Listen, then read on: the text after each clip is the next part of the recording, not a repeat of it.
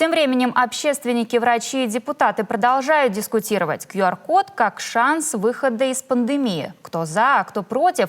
Врачи убеждены, без нововведений не обойтись, потому что единственная альтернатива ковид-сертификатам – это локдаун, пережить который вряд ли сможет экономика сегодня.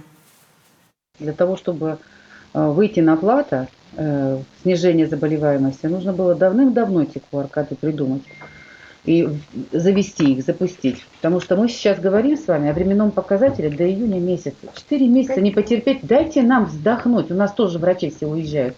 Они просто элементарно уходят с работы. Они говорят, мы хотим просто отдыхать. Это молодые люди. В 2-3 смены работать невозможно.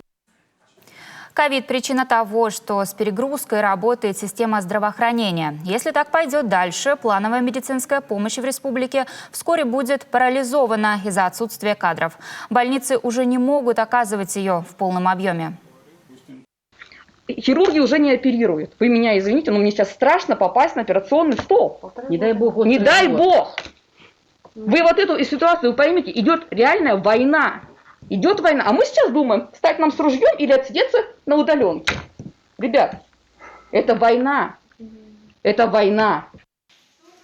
По статистике летальных исходов от COVID-19 Россия каждый месяц теряет население одного небольшого города. Настораживает и то, что теперь жертвы инфекции – это не только пожилые люди с серьезными хроническими заболеваниями. Начали умирать беременные женщины и дети.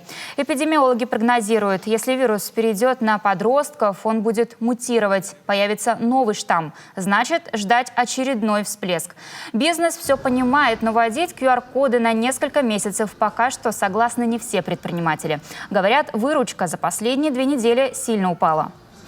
Ситуация в следующем. Когда вы ввели у себя на предприятии QR-коды и заставляете его соблюдать, а другие 5 участников этого же рынка, сказать, этим правилам пренебрегают, тогда ваши клиенты переходят туда. Вот в чем проблема-то.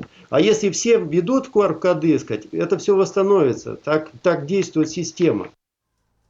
Важно понять, QR-код – это всего лишь ковид-сертификат, а не классовое разделение.